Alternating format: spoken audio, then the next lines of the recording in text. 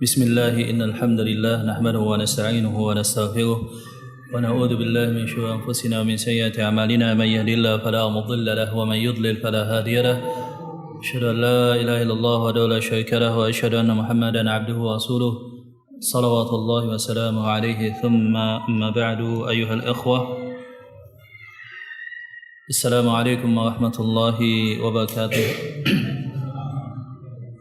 Kembali kita lanjutkan kajian kita pada pembacaan Al-Aqidah Al-Wasithiyah beserta syarahnya, dan kembali kami mengingatkan supaya jamaah mempunyai matannya, jadi bisa sambil dibaca sehingga lebih mudah memahami, atau jikalau tidak ada bisa dilihat di handphonenya, dan jikalau bisa masih mempunyai kemudahan hafalan, kalau bisa dihafal ya matannya. Sebab perkataan para ulama itu mengandung berkah. Perkataan para ulama salafus saleh itu terkandung keberkahan di dalamnya. Kita telah bacakan sebagian daripada muqaddimah dan juga pembahasan awal di dalam Al-Aqidah Al-Wasithiyah. Kalau kita ulang, beliau kemudian menyatakan, sedikit kita ulangi matannya. Bismillahirrahmanirrahim. Alhamdulillahi alladzi arsala rasulahu bil huda wa dinil haqq liyudhhirahu 'ala ad-din kullih wa kafa billahi syahida. Segala puji bagi Allah Subhanahu wa taala yang telah mengutus rasulnya Muhammad dengan hidayah dan agama yang hak, supaya Allah Subhanahu wa taala memenangkan agama Islam di atas agama yang lainnya, dan cukuplah Allah Subhanahu wa taala sebagai saksi. Asyhadu an la ilaha illallah wahdahu la syarikalah iqraran wa tauhida, dan aku bersaksi bahwa tidak ada sekutu bagi Allah Subhanahu wa taala. Dialah Allah Subhanahu wa taala yang wajib diibadahi satu-satunya, sebagai bentuk pengakuan dan pengesahan kepada Allah Subhanahu wa taala. Wa asyhadu anna Muhammadan 'abduhu wa rasuluhu tasliman mazida, dan segala puji bagi Allah Subhanahu wa taala, rasulnya Muhammad sallallahu alaihi wasallam, hamba dan utusan Allah, salam yang senantiasa Allah Subhanahu wa taala tambahkan untuk beliau. Kemudian kelanjutan matannya, fa hadza i'tiqad al-firqatil An-Najiyah Al-Mansurah ila qiyamis sa'ah. Berikut ini kata Imam Ibnu Taimiyah adalah i'tiqad, golongan yang selamat, yang ditolong oleh Allah Subhanahu wa taala sampai hari kiamat, ahli sunnati wal jamaah. Wa huwal imanu billah, yaitu iman kepada Allah, wa malaikatihi, kepada rasul-rasulnya, wa kutubihi, kutub-kutubnya, kitab suci Allah Subhanahu wa taala, wa rusulihi, dan rasul-rasul Allah Subhanahu wa taala, wal ba'tsi ba'dal maut, dan juga berbangkitnya setelah kematian, wal qadari khairihi wa syarrih, dan takdir Allah Subhanahu wa taala baik yang baik maupun yang jelek.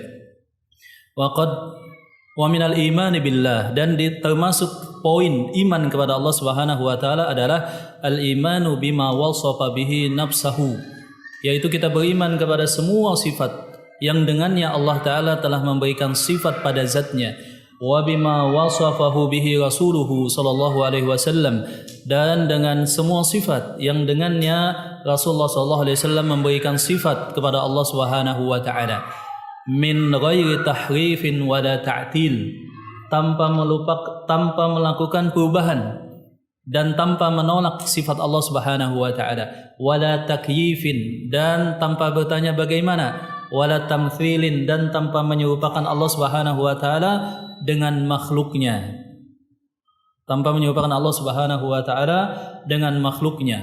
Sebagaimana firman Allah Subhanahu wa taala, laisa kamitslihi syai'un wa huwas samiul basir, dan tidak ada yang serupa dengan Allah Subhanahu wa taala, dan dialah Allah Subhanahu wa taala zat yang maha mendengar dan maha melihat. Zat yang maha mendengar dan melihat. Kemudian dikatakan di sana, fa innahu subhanahu wa ta'ala, dialah Allah Subhanahu wa ta'ala zat yang la samiyyalah, tidak ada yang serupa dengan Allah. wala kuf'alah, dan tidak ada yang sama dengan Allah Subhanahu wa taala derajatnya, wala niddalah, dan tidak ada sekutu bagi Allah Subhanahu wa taala, wala yuqasu bi khalqih, dan Allah Subhanahu wa taala tidak bisa dikiaskan dengan makhluknya, disamakan. Fa innahu subhanahu wa ta'ala, sebab dialah Allah Subhanahu wa ta'ala a'lamu bi nafsihi wa bi khalqih, paling tahu tentang zat Allah dan tentang makhluknya. Wa asdaqu qilan, paling betul perkataannya. Wa ahsanu haditsan min khalqih, dan paling jelas, paling fasih ketika menyampaikan firman-Nya. Paling fasih ketika menyampaikan firman-Nya. Maka disebutkan oleh beliau rahimahullahu taala, ahlu sunnah wal jamaah fala yanfuna amma wasafa bihi nafsah.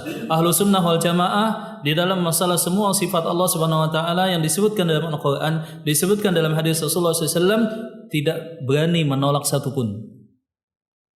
Ya, dan juga tidak melupakan dan tidak melakukan penyerupaan. Wala yuharifuna al-kalima amma mawadhi'ih, dan tidak mengubah lafaz atau arti daripada ayat Allah Subhanahu wa taala, dan juga pada asma Allah Subhanahu wa taala. Thumma rusuluhu sadiquna wa masduquna wa ay musaddaqun. Kemudian demikian juga pada rasul-rasul Allah Subhanahu wa taala yang maha jujur dalam menyampaikan risalahnya dan juga dibenarkan oleh Allah Subhanahu wa taala, bi khilafil ladina yaquluna 'ala Allahi ma la ya'lamun. Ini berbeda keadaan dengan manusia yang mereka berkata-kata tentang Allah tapi tidak punya ilmu, tidak punya ayat, tidak punya hadis, menolak sifat atau mengubah sifat Allah Subhanahu wa taala atau menyerupakan Allah Subhanahu wa taala dengan makhluk. Sebagaimana firman Allah Subhanahu wa taala di mana Allah taala menyatakan bahwa subhana rabbika rabbil izzati amma yasifuna wa salamun alal mursalina walhamdulillahi rabbil alamin. Maha suci Allah Subhanahu wa taala, Rabb al-Izzah, pemilik kemuliaan dari semua yang disebutkan oleh orang yang mensifatkan Allah dengan sifat-sifat yang tidak pantas. Wassalamun alal mursalin walhamdulillahi rabbil alamin. Dan keselamatan atas para nabi dan rasul dan segala puja bagi Allah Subhanahu wa taala. Fasabbaha nafsahu amma wasafa bihi al-mukhalifuna lirusul.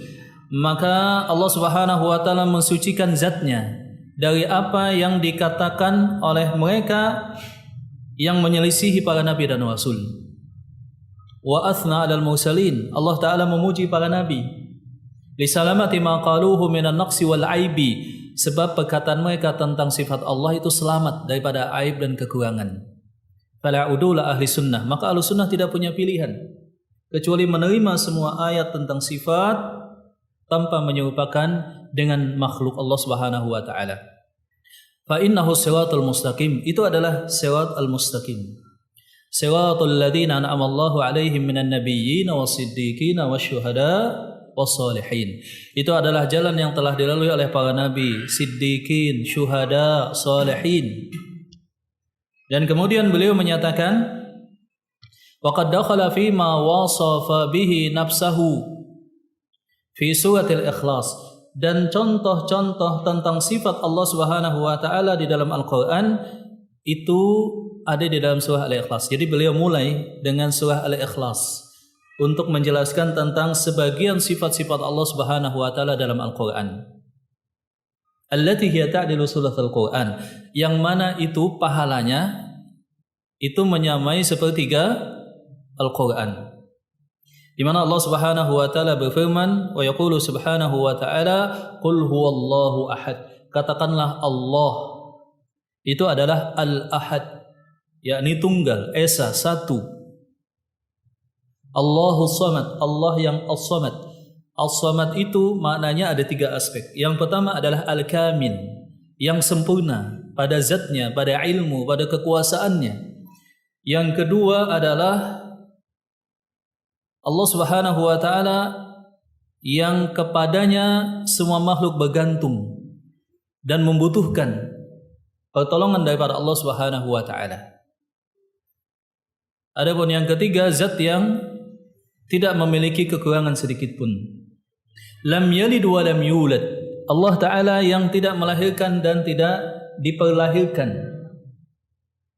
Walam yakul lahu kufuwan ahad, dan tidak ada yang serupa yang menyamai Allah Subhanahu wa taala. Maka di sini ada sifat-sifat yang ditetapkan. Sifat Allah Subhanahu wa taala. Nah, sampai di sini matan yang kita pelajari kemarin itu sampai pada surah Al-Ikhlas. Jadi Allah Subhanahu wa taala menyebutkan di dalam surah Al-Ikhlas contoh-contoh sifat Allah. Apa yang ditetapkan? Al-Ahad, sifat Allah. Allah Subhanahu wa taala itu satu, tunggal.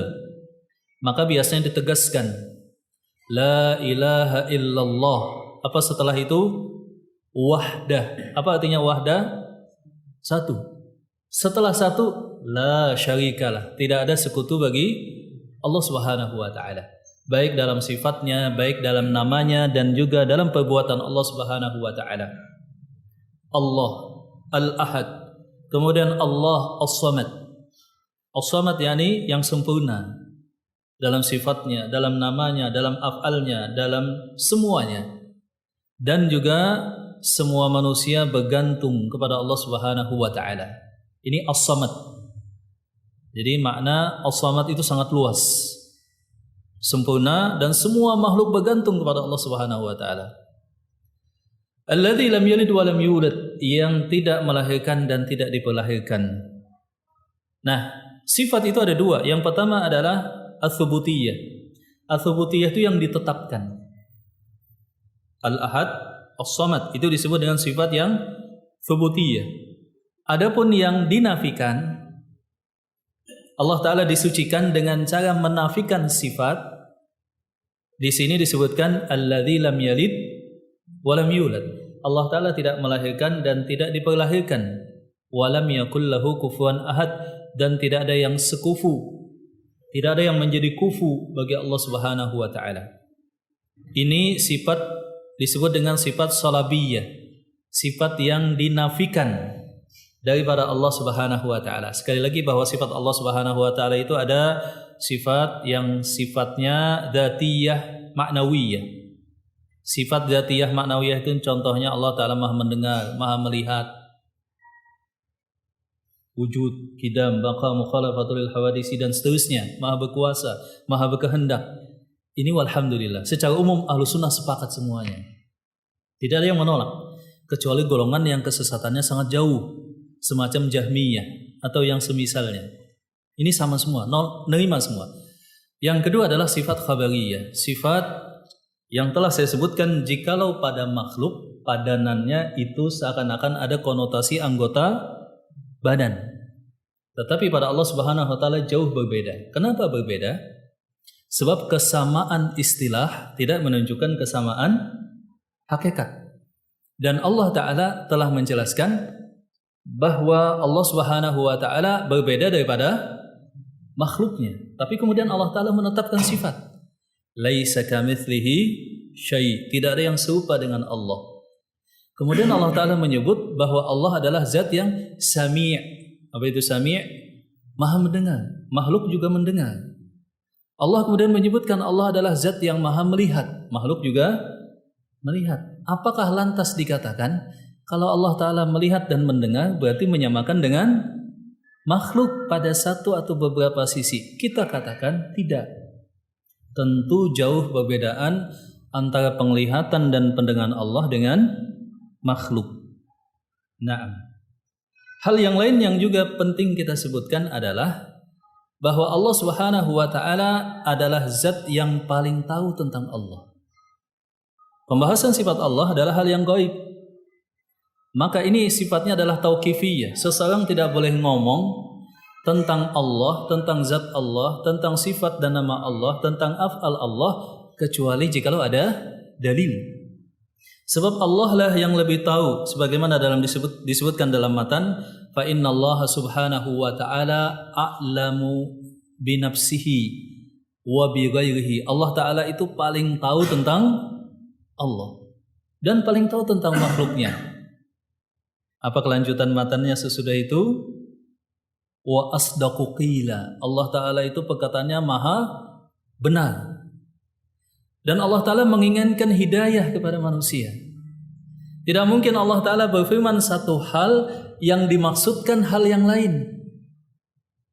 Apa kelanjutan matannya? Wa ahsanu haditha. Ungkapan firman yang Allah Ta'ala firmankan itu paling fasih, paling tepat, paling baik. Tidak perlu lagi diubah-ubah. Contoh misalkan, thumma istawa 'alal 'arsy. Kemudian Allah Ta'ala istawa di atas 'arsy. Maka kita katakan bahwa Allah Subhanahu wa taala lebih tahu tentang zatnya. Dan firman Allah Subhanahu wa taala Maha benar. Dan ungkapan yang Allah Ta'ala sebutkan itu sudah ungkapan yang paling baik, paling tepat. Maka yang dilakukan oleh ahlu sunnah adalah fala udula li ahli sunnah. Ahlu sunnah tidak punya pilihan. Ini ada ayatnya, maknanya juga jelas. Terima, imani, dan terima maknanya tanpa bertanya tentang bagaimana dan tanpa menyerupakan dengan makhluknya. Lah kalau begitu bagaimana Ustaz? Misalkan, bagaimana? Ya kita katakan Allah Ta'ala menyebut Allah Ta'ala istawa 'alal 'arsy, adapun bagaimana Allah Ta'ala tidak menyebutkan. Maka kewajiban kita hanyalah beriman dengan lafaz dan dengan maknanya. Jangan kemudian diubah. Ayat ini salah. Harusnya yang betul adalah istaula, menguasai. Ditakwilkan maknanya. Ini adalah tahrif. Maka hampir rata-rata kaum muslimin, terutama mereka yang melakukan takwil, mereka menyatakan ayat ini sebetulnya maknanya bukan istawa 'alal 'arsy, tapi adalah istaula yang lebih tepat. Kita katakan bahwa siapa yang lebih tahu tentang Allah? Allah. Kemudian siapa yang paling benar perkataannya daripada Allah? Allah. Siapa yang paling fasih dan paling tepat ungkapannya tentang Allah? Allah. Yang keempat, apakah yang diinginkan oleh Allah dengan firman-Nya hidayah ataukah kesesatan? Pasti yang Allah Ta'ala inginkan adalah hidayah. Maka mereka yang mengubah makna dan firman Allah Subhanahu wa taala, mereka telah lepas daripada sirat al-mustaqim di dalam permasalahan asma dan sifat Allah Subhanahu wa taala, pembahasan nama dan sifat Allah. Baik, kembali pada ayat laisa kamitslihi wa huwas samiul basir. Allah Ta'ala Maha melihat dan Maha mendengar, dengan pendengaran dan penglihatan yang maha sempurna. Bahkan tidak ada yang tertutupi dari penglihatan dan pendengaran Allah Subhanahu wa taala. Bahkan sesuatu yang berada di dalam kegelapan bumi atau di kedalaman lautan atau di semua tempat di semesta alam ini tidak ada yang lepas daripada ilmu, pengetahuan, pendengaran dan juga kehendak Allah Subhanahu wa taala. Nanti kita bacakan ayat-ayatnya. Hikmahnya, kalau kita tahu bahwa salah satu sifat Allah Ta'ala Maha mendengar, maka kita tidak ingin dan kita berusaha tidak mengucapkan sesuatu yang pasti didengar oleh Allah jikalau itu sifatnya tidak diridai oleh Allah. Kita jadi malu, kita tahan. Dan jikalau kita meyakini Allah Ta'ala Maha melihat dan tidak ada yang tertutupi daripada penglihatan Allah Subhanahu wa taala, ini menjadi motivasi bagi kita. Allah Ta'ala Maha melihat. Jangan sampai Allah Ta'ala melihat hal yang dimurkai oleh Allah dari perbuatan kita. Jadi tujuan pembahasan sifat itu menambah keimanan, mendekatkan diri kita kepada Allah dan kita menjadi makin takut kepada Allah Subhanahu wa taala. Itu tujuan daripada pembahasan asma wa sifat. Maka pembahasan asma wa sifat ini akan menambah iman, menambah motivasi dan kedekatan kepada Allah Subhanahu wa taala. Naam, qul huwallahu ahad itu ta'dilu thulutsal Quran, menyamai pahalanya sepertiga Al-Qur'an. Apakah sama membaca sepertiga Al-Qur'an dengan membaca qul huwallahu 3 kali? Sama atau enggak? Menyamai, menyerupai. Contohnya Rasulullah SAW bersabda, barang siapa yang membaca La ilaha illallah wahdahu la syarikalah lahul mulku wa lahul hamdu wa huwa ala kulli syai'in qadir, itu bagaikan memerdekakan budak daripada Bani Ismail. Apakah seseorang misalkan wajib kafarat memerdekakan budak karena dia berhubungan badan di siang Ramadan, cukup membaca la ilaha illallah wahdahu la syarikalah lahul mulku wa lahul hamdu wa huwa ala kulli syai'in qadir? Tidak. Jadi yang dimaksud adalah menyamai pahalanya seakan-akan. Jadi seseorang tidak bisa menyatakan tiap hari amalkan qul huwallah saja, tidak perlu baca Al-Qur'an. Toh qul huwallah sama dengan sepertiga Al-Qur'an. 3 kali berarti sudah khatam. Nah, seperti itu. Tidak bisa demikian. Naam. Kemudian juga beliau menyatakan melanjutkan di dalam matan tersebut. Wa qad dakhala fi ma wasafa bihi nafsahu fi a'zami ayatin fi kitabih. Dan termasuk di antara contoh ayat sifat Allah Subhanahu wa taala adalah apa yang difirmankan oleh Allah Subhanahu wa taala fi ayatil kursi, di dalam ayat kursi yang disebutkan a'zama ayatin fi kitabih, di mana ini adalah ayat yang paling agung di dalam Al-Quran. Jadi kalau ditanya surah apakah yang paling mulia di dalam Al-Quran, maka jawabannya adalah Al-Fatihah. Jikalau ditanya ayat apakah yang paling utama, maka adalah ayat Al-Kursi. Al-Kursi, na'am. Ya, kembali kita pada penjelasan matan yang beliau sebutkan, di mana Allah Subhanahu wa taala berfirman, Allahu la ilaha illa huwal hayyul qayyum. Allah dialah yang tidak ada ilah yang berhak diibadahi, al-hayyu al-qayyum. Al-hayyu al-qayyum. Naam. Allahu la ilaha illa hu. Allah telah kita jelaskan. Allah itu berasal daripada kalimat aliha ya'lahu ilahan. Maknanya adalah al-ma'bud, yang diibadahi, yang semua makhluk bergantung kepadanya. Allah dialah Allah, zat yang la ilaha, tidak ada sesembahan selain Allah. Al-hayyu al-qayyum. Nah,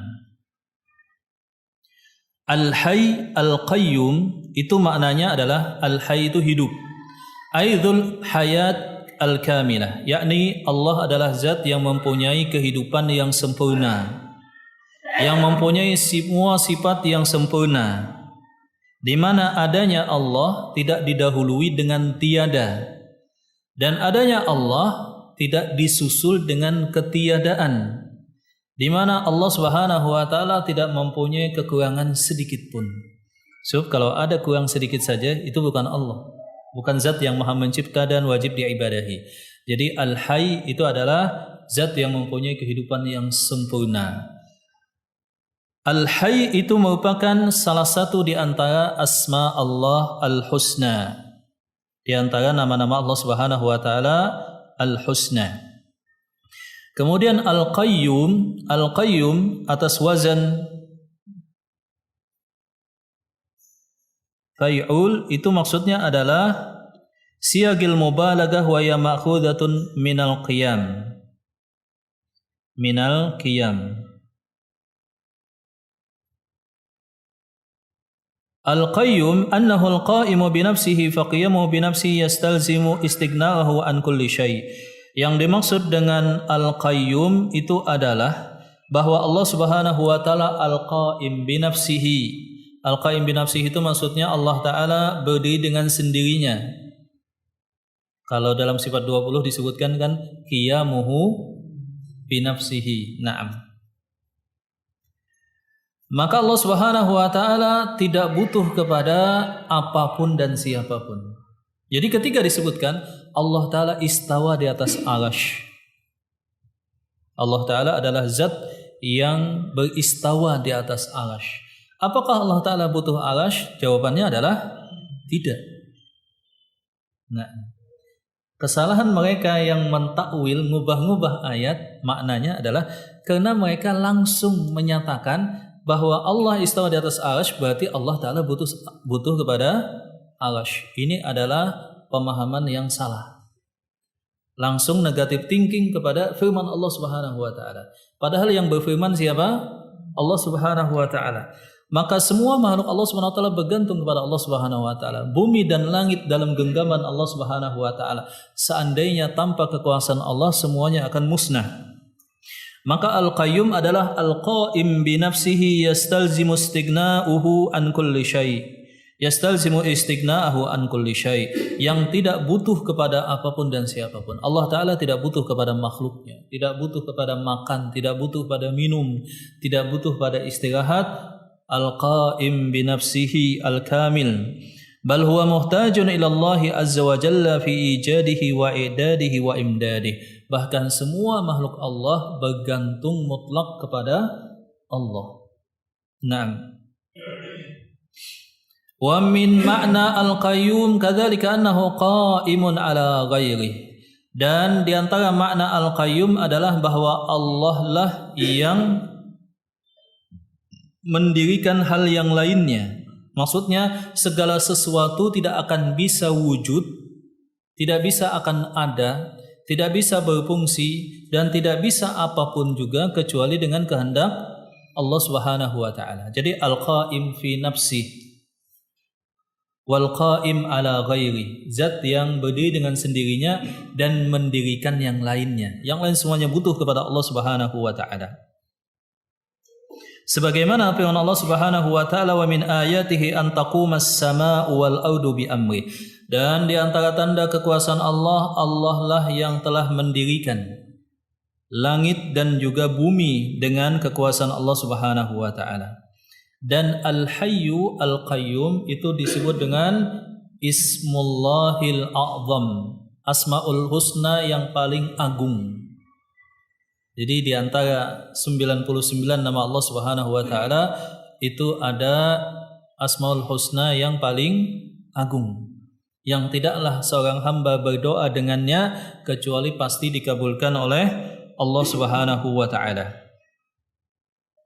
Al-Hayyu Al-Qayyum itu disebutkan dalam Al-Quran 3 tempat. Yang pertama adalah dalam ayat kursi, yang kedua dalam surah Ali Imran, firman Allah Subhanahu wa taala, Allahu la ilaha illa huwal hayyul qayyum, nazzalal kitaba bil haqq, dan seterusnya. Itu dalam surah Ali Imran ayat kedua. Yang ketiga adalah dalam surah Taha, wa anatil wujuhu lil hayyil qayyum wa qad khaba man hamala zulma, Taha ayat 116. Dan semua wajah tertunduk untuk zat yang Al-Hayyu Al-Qayyum, dan rugilah orang yang membawa kezaliman. Naam. Hadasmani fihi mal kamalud dzati wal kamal as-sultani. Dan ini menunjukkan kesempurnaan Allah Subhanahu wa taala dalam zatnya dan kesempurnaan Allah Subhanahu wa taala dalam kekuasaannya. Kesempurnaan Allah Subhanahu wa taala dengan zatnya ditunjukkan dengan sifat dengan nama Al-Hayy. Kesempurnaan Allah Subhanahu wa taala dalam kekuasaannya ditunjukkan dengan isim Al-Qayyum, dengan isim Al-Qayyum. Kemudian jadi Allah Subhanahu wa taala qiyamuhu bi nafsihi. Naam. Wa qawluhu la ta'khudhuhu sinatu wa la naum, dan firman Allah Subhanahu wa taala, dan tidak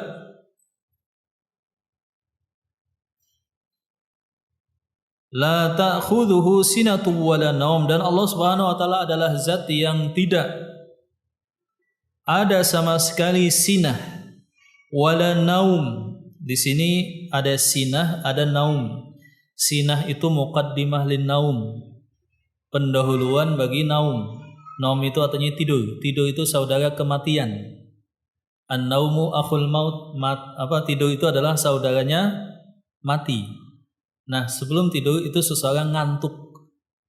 Ngantuk itu baina. Maksudnya dia antara sadar dan antara tidak. Seperti itu. Nah, Allah Ta'ala merupakan kesempurnaan daripada Al-Hayyu Al-Qayyum. Allah Ta'ala tidak tidur, ngantuk pun juga enggak. Ini kesempurnaan Allah Subhanahu wa taala. Kalau manusia enggak pernah ngantuk, itu bagus atau enggak, Pak? Atau enggak pernah tidur, ya kan? Bahaya itu, ya kan? Tapi bagi Allah Subhanahu wa taala kesempurnaan Allah dengan tidak tidur dan tidak ngantuk. Kesempurnaan manusia Ngantuk dan tidur memang. Bahkan bahaya kalau manusia nggak tidur sama sekali. Masya Allah. Naam. Walam yakul la yanam li'anna an-naum yakunu bi ikhtiyar wal akhdhu yakunu bil qahar. Dan tidak mengalahkannya an-naum sinah wala naum. Ada orang yang enggak mau tidur dan enggak mau ngantuk tapi kemudian kalah dia. Dia mau begadang nonton bola, nunggu. Ya, setelah itu dia terpaksa ketiduran, kalah. Nah, Allah Subhanahu wa taala tidak ada ngantuk dengan pilihan Allah dan juga tidak tidur dengan pilihan Allah, dan juga ngantuk dan tidur tidak bisa menyerang Allah Subhanahu wa taala.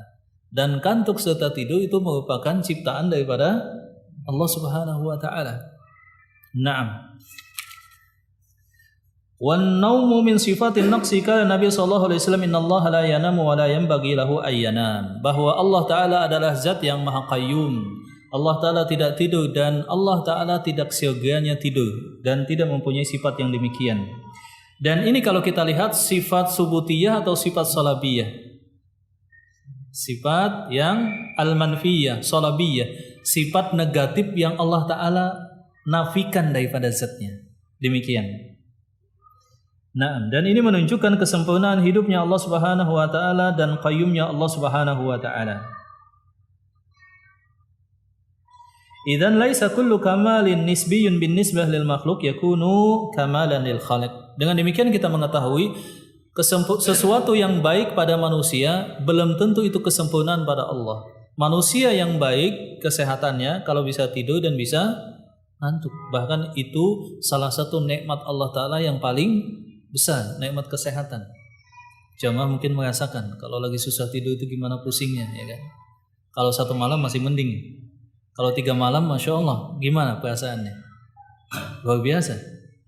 Maka itu adalah nikmat Allah Subhanahu wa taala yang sangat besar atas manusia. Manusia bisa istirahat, bisa melupakan permasalahannya. Naam. Selanjutnya, walihada qala subhanahu wa ta'ala kadzalik fi ayatin ukhra wa huwa yut'imu wa la yut'am. Allah taala itu adalah zat yang memberi makan dan Allah taala tidak makan. Wa huwa yut'imu wa la yut'am. Allah taala ngasih makan dan tidak makan. Manusia sebaliknya, manusia dikasih makan dan makan.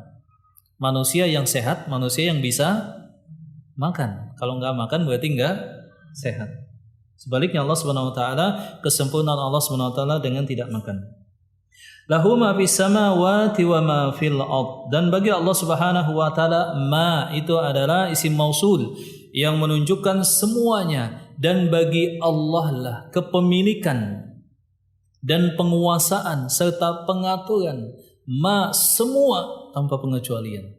Fis samawati wa fil ard, apa yang ada di langit dan di bumi.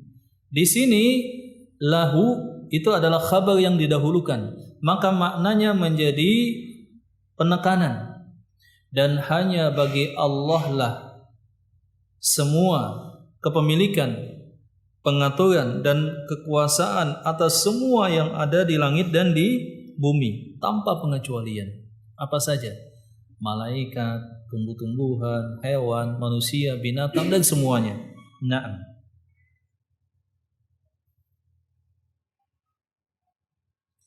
Dan di dalam Al-Quran disebutkan annaha sab', bahwa langit itu disebutkan lapisnya adalah 7. Sebagaimana firman Allah Subhanahu wa taala, "Qul ma rabbus samawati sab' wa rabbul arsyil azim."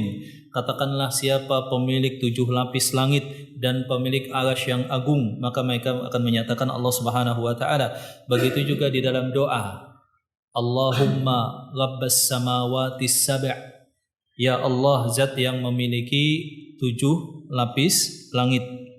Wal araduna asyara al-Qur'anu ila annaha sab' kadzalik biduni tasrih. Dan juga bumi disebutkan 7 lapis sebagaimana disebutkan dalam firman Allah Subhanahu wa taala, Allahul ladzi khalaqa sab'a samawati wa minal ardi mithlahunna. Allah lah yang menciptakan 7 lapis langit dan juga demikian juga bumi. Sebagaimana sabda Rasulullah SAW, "Man iqtana shibran minal ardi zulma." Barang siapa yang merampas bumi satu jengkal secara zalim, tawaqahullahu bihi yaumal qiyamah min sab'i aradin. Allah Ta'ala akan kalungkan sebagai siksa untuknya sampai 7 lapis bumi ke dalam.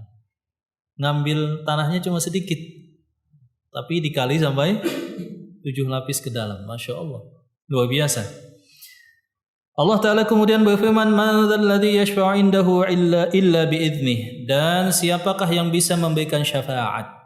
Syafaat itu artinya adalah pertolongan.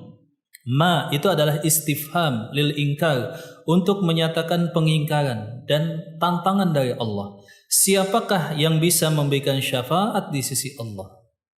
Tidak ada. Jadi tidak ada yang bisa memberikan syafaat di sisi Allah Subhanahu wa taala, bahkan malaikat, bahkan juga para nabi dan rasul, illa biidznih, kecuali dengan izin Allah Subhanahu wa taala. Man dzalladzi yashfa'u indahu illa biidznih. Kalau kita lihat kaum musyrikin, mereka ketika beribadah dan memohon kepada patung berhala, ditanya oleh Rasulullah SAW, mereka berkata, haula'i syufa'auna indallah. Patung berhala ini yang akan ngasih syafaat kelak yaumil qiyamah, membela kami di hadapan Allah Subhanahu wa taala. Maka Allah Taala di sini menyatakan, man dzalladzi yashfa'u 'indahu illa bi'idznih. Siapakah yang bisa memberikan syafaat terhadap putusan Allah di yaumil akhirah? Tidak ada, kecuali kalau Allah Taala izinkan. Wa kam min malakin fis samawati wal ard la tughni syafa'atuhum illa min ba'di ay ya'dana Allahu liman yasha' wa yarda. Kaidah dalam syafaat adalah sebagaimana firman Allah Subhanahu wa taala dalam surah An-Najm, betapa banyak malaikat di langit. Tidak ada yang bisa memberikan syafaat di sisi Allah, menolong hamba Allah, kecuali kalau Allah Taala izinkan kepada siapa diberikan syafaat, dan yang memberikan syafaat juga diridhai oleh Allah Subhanahu wa taala. Maka ini menunjukkan bahwa syafaat itu terhadap orang yang diizinkan oleh Allah Subhanahu wa taala dan diridhai oleh Allah Subhanahu wa taala. Syafaat itu maksudnya adalah at-tawassut, yakni sebagai perantara, menolong. Naam. Kecuali dengan izin Allah Subhanahu wa taala. Kecuali dengan izin Allah Subhanahu wa taala. Dan yang memberikan syafaat salah satunya adalah Rasulullah sallallahu alaihi wasallam dengan syafaatul uzma ketika di yaumil mahsyar manusia berkumpul, yauma yafirul mar'u min akhihi wa ummihi wa abi wa sahibatihi wa bani likulli imri'in minhum yauma idzin sya'nu yughni. Pada hari itu anak ketemu orang tua lari, Pak. Suami ketemu istri takut lari, takut dimintakan pertanggungjawaban. Maka Rasulullah SAW bersabda dalam hadis riwayat Aisyah, yuhsyarun nasu hufatan uratan ghurla. Manusia semua dari Adam yang pertama sampai yang terakhir pada hari kiamat, ratusan miliar mungkin atau puluhan miliar lebih, semuanya dikumpulkan dan dibangkitkan hufatan, dalam kondisi tidak punya alas kaki, uratan, tidak pakai pakaian, ghurla, sebagaimana keadaan dilahirkan. Maka Aisyah berkata, afala yastahyi ahaduna min ba'd. Apakah salah seorang tidak malu kepada yang lainnya, enggak pakai baju? Maka Rasulullah SAW menyatakan, balil amru asyad, akan tetapi perkaranya sangat mencekam sehingga seseorang enggak kepikiran lagi. Enggak ada kepikiran lagi. Nafsi semuanya berkata, bagaimana nasibku? Dan semuanya berdiri di hadapan Allah Subhanahu wa taala, di hadapan pengadilan Allah Subhanahu wa taala di yaumil mahsyar. Rasulullah SAW menyatakan, wasyamsu qadra milin aw milaini, dan matahari jaraknya 1 atau 2 mil. Bayangkan jemaah. Dan keringat sesuai dengan kadar dosa.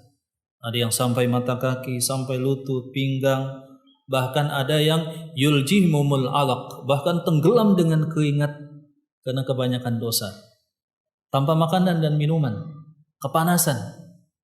Nah, di situ Selama berapa tahun? Disebutkan oleh Al-Imam Ibnu Katsir riwayatnya daripada Abdullah bin Mas'ud, kalau saya tidak khilaf, maka manusia berdiri menunggu putusan Allah Subhanahu wa taala selama 500 tahun. 500 tahun, Pak. Satu hari di akhirat, di dunia bandingannya adalah 1000 tahun. Masya Allah, lama betul. Luar biasa. Nah, di sini penting bagi kita memperhatikan hadis Abu Hurairah dikeluarkan oleh Al-Imam Al-Bukhari dan Muslim, di mana Rasulullah SAW menyatakan sab'atun yudhilluhumullahu yauma la dhilla illa dhilluh. Ada 7 golongan yang dinaungi oleh Allah Subhanahu wa taala pada satu hari di mana tidak ada naungan melainkan naungan Allah. Disebutkan di sana adalah syabun nasya fi ibadatillah, pemuda yang tumbuh dewasa dalam ketaatan kepada Allah Subhanahu wa taala. Rajulani tahabani fillah, 2 orang laki-laki yang saling bersahabat cinta karena Allah. Kemudian rajulun qalbuhu mu'allaqun bil masajid, seorang laki-laki hatinya terpaut dengan masjid. Syabun da'athum ra'atun dzatu mansibin wa jamal wa qala inni akhafullah. Berikutnya adalah anak muda diajak dan dipaksa zina oleh wanita yang cantik, jelita, kaya dan bangsawan, kemudian dia menolak. Aku takut kepada Allah. Masya Allah, Pak. Anak muda zaman sekarang jangankan diajak, ya kan? Bahkan maksa gitu. Ini pemuda diajak zina oleh wanita yang cantik, rupawan, kaya, bangsawan, nggak mau, bahkan dipaksa. Pemuda tadi nolak dan menyatakan aku takut kepada Allah. Masya Allah. Kemudian disebutkan yang berikutnya, rajulun qama minal laili fadzakarallaha khalian fafadat ainah. Laki-laki yang bangun tengah malam, dia mengingat dosanya, berzikir kepada Allah sampai menetes air matanya. Nah, ada 2 mata yang tidak akan disentuh oleh api neraka. Mata yang menangis karena dosa. Yang kedua adalah mata yang berjaga di perbatasan musuh, perbatasan kaum muslimin dengan perbatasan musuh. Kemudian yang terakhir kata Rasulullah SAW, rajulun anfaqa yaminuhu hatta la ta'lama shimaluh, yakni seorang laki-laki yang banyak berinfak. Tangan kanannya berinfak, tangan kirinya nggak tahu, saking rahasianya. Jadi seorang laki-laki yang banyak berinfak namun orang lain tidak tahu. Nah, ini akan dinaungi oleh Allah Subhanahu wa taala. Dan yang pertama kali adalah imamun adil, yakni imam yang adil, pejabat yang adil, pemimpin yang adil. Ini 7. Di dalam hadis yang lain disebutkan bahwa ada 2 surah yang jikalau kita baca maka itu akan menaungi kita, yakni surah Al-Baqarah dan Ali Imran. 2, Pak. Berapa jam itu ya kalau selesainya, Pak? Kalau kita baca Al-Baqarah 2 juz setengah ya kurang lebih ya. Begitu juga Ali Imran, Masya Allah 2 juz kurang lebih. Berapa jam itu ya? Bisa 3 jam mungkin ya. Masya Allah kalau bisa dibaca tiap hari, apalagi Al-Baqarah dan Ali Imran, maka ini sangat luar biasa. Kembali jemaah rahmat Allah Subhanahu wa taala.